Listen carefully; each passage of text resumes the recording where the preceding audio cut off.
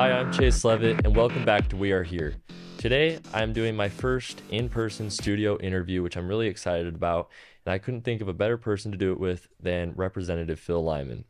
Phil, thank you so much for joining me again. Yeah, it's awesome. Thanks, Chase. Glad to be here, always. Of course.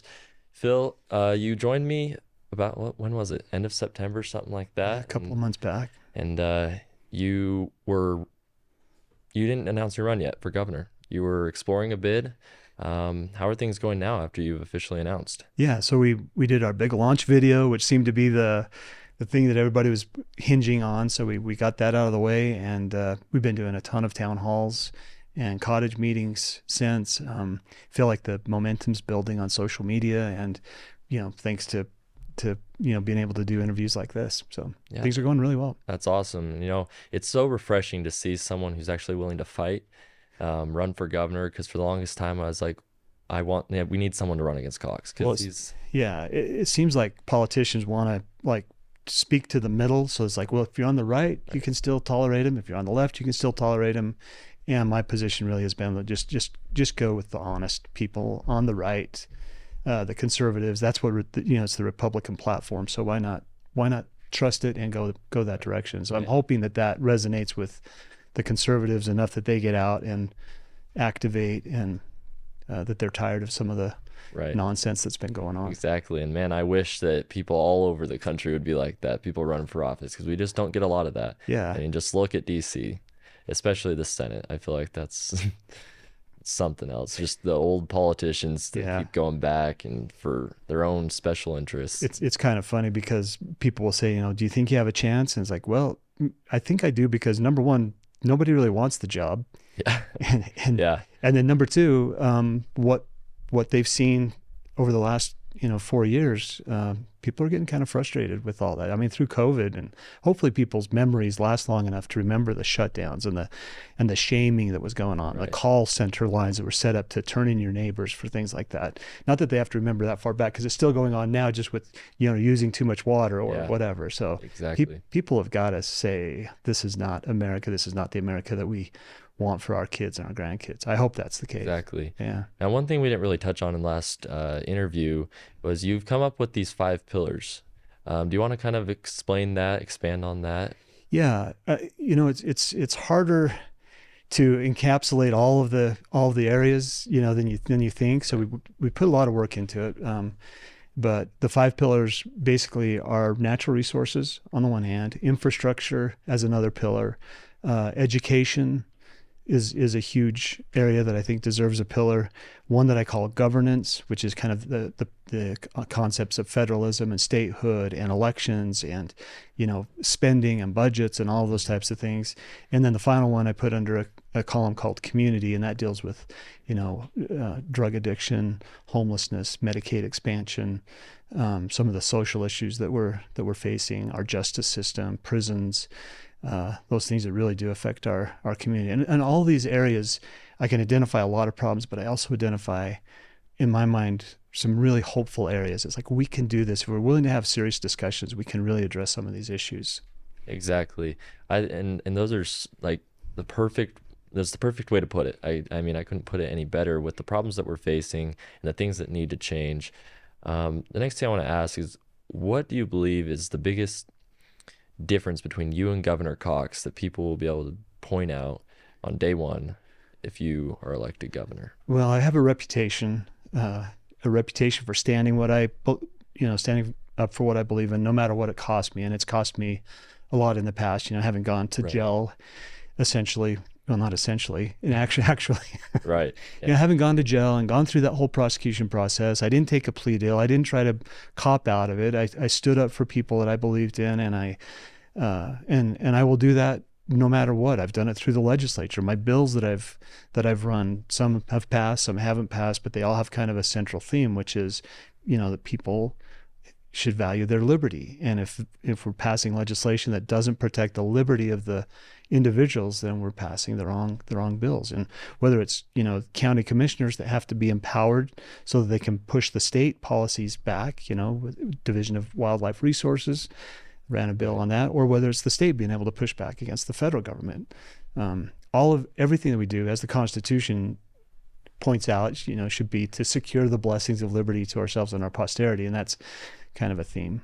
Exactly. And one difference that I can see between you and Governor Cox is he's all for this disagree better agenda, that it's his initiative, or for the lack of a better word, with the Governors Association. It's his whole big campaign. What are your thoughts on that? And It honestly, it is one of the most manipulative tactics that I've ever seen come out. And basically what it's saying is you can agree with me or you can disagree with me on the terms that I set. You know, where's the room for, you know, non-compliance? Like, I'm not going to do that. Or saying, you know, this is the state of Utah. Thank you very much, BLM, for suggesting we shut down all of our energy production, but that's not a time to disagree better. Or when the FBI comes in and shoots somebody in their home, like they did with Craig Robertson down in Provo, yeah, you know, you can say, oh, well, let's disagree better. It's like that's an uneven playing field, because they're not disagreeing better. They're dictating to us. And, exactly. And when you look into that whole disagree better, it is a product of the Carnegie Endowment for International Peace, which has a really nice sounding name, but it's anything but that. It's communist doctrine put into action. It didn't come from Governor Cox. It came through the Carnegie Institute, through Rachel Kleinfeld. You listen to her talk. Her objective is to get Democrats elected, to get Republicans out of office, to get conservatives out of office, to become more moderate. It's very manipulative. There should be no room for that. Hopefully Utahns, when they hear that, get a kind of a creepy feeling. And I think a lot of them do, and a lot of them don't. A lot of them say, oh, that's what the church tells us to do. And, Right. oh, you know, if you can't say something nice, don't say anything at all, that type of thing. But I'm telling you, in politics, that's a dangerous place to be. We need people that feel, you know, safe in expressing themselves. Yeah. You know, if you have questions about the elections, you shouldn't fear that, oh, if I say something, I'm going to end up in jail. But that's exactly what we're watching happen. This is not a time to you know, capitulate on those things. Exactly. It's a time to speak up and to feel safe. You know, you should be able to do something that's not criminal without fear of prosecution. And sadly, that's not the way it is. Exactly. And I mean, we're at a time in our country and our state and our communities where simply disagreeing better is not going to get us anywhere. Right. It should be, you know, do not comply better, you know. Right. Exactly. Exactly. And more people need to learn that, and not complying is not necessarily a bad thing, like Governor Cox will make it seem. Right. I mean, a young person right now growing up should know first and foremost that in America, government is by the people, for the people, Right. of the people, and that governments get their just powers by the consent of the governed, not through some, you know, compromise committee process. You know, democracies are really dangerous things. You know, lynch mobs are democracies, but the guy hanging at the end of the rope, you know, that's not a really great time for him to disagree better. That's a time for us to step in and say, no, there's a contract. We don't do those types of things. There's laws that prevent this. And in the United States, it's called the Constitution, and we go back to that. So, Right. yeah, I agree with you 100%. Exactly. I'm talking too much about that, but yeah, No, it's good. I'm passionate about that. It's good, and that's refreshing, because we really do need someone who's not just going to say disagree better when a problem arises.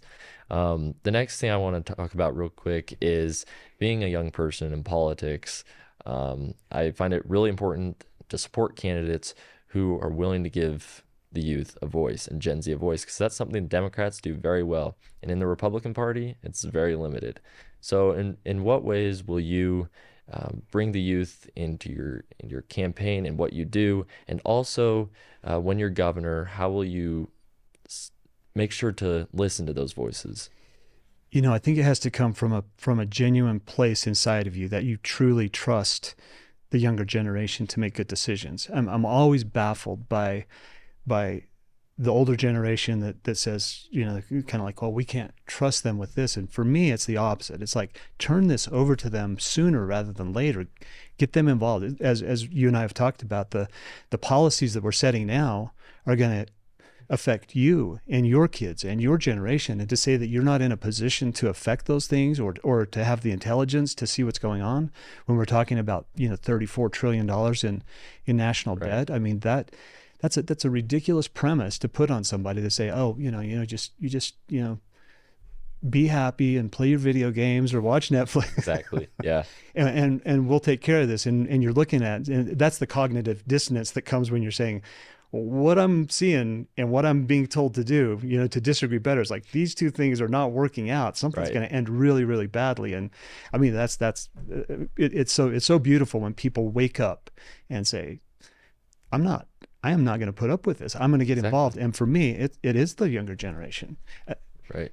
I don't want to dominate this, but you see, you've seen it with Gen Z. There's some that get it and some that don't. Right. Those that get it really, really get it. Right. I've got a lot of confidence in the younger generation, and I'm looking to them. I don't know how you pull, high school kids into your administration, but you can certainly pull people in who have a good perspective on youth and, younger people. Right. So, And I always say it's so important for us to get elected. I have people saying all the time, why do you care? Or this isn't going to affect you.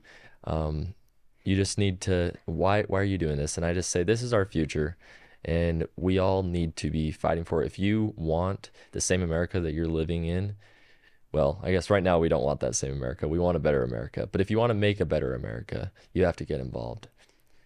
historically, you look at the founders. I mean, they were young people. Some of them in their teens. Exactly.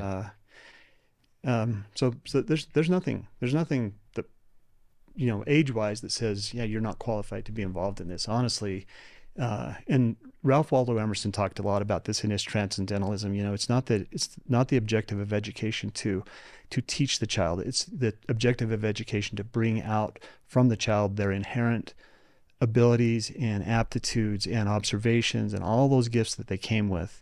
Right. That we're not little mammals trying to learn how to do something. We're spiritual people with abilities and talents and gifts that you just don't want to squash those things. Exactly. I couldn't agree more with what you just said. And Phil, I want to thank you again for coming on. I always love talking to you, and I wish you the best of luck with your campaign. You have my complete and total support Thank through you. it all. But yeah, thank you for joining me again. Well, it's always a pleasure. Chase, you give me a lot of confidence in the future. So thanks for having me on. Of course. Anytime, please call. Let's do Okay. it again. Yeah, for sure. Thank All you. right.